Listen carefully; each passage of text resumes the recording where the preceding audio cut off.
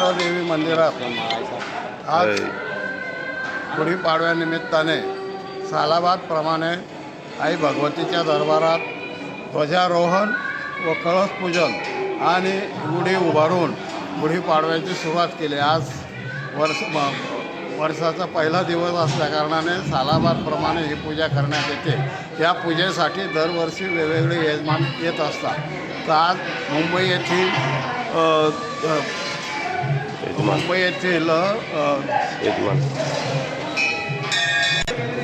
येथील यजमान आलेले आहे आणि त्याचप्रमाणे गुढीसाठी औरंगाबाद येथून यजमान आलेले आहेत। या यजमानांच्या हस्ते ही पूजा करण्यात आली आणि गुढीवर त्याचप्रमाणे आई भगवतीला दोन्ही बाजूला गुढी उभारून हार कंगन लावून साखरेचा हार कंगन लावून आई भगवतीची सेवा करण्यात आलेली आहे।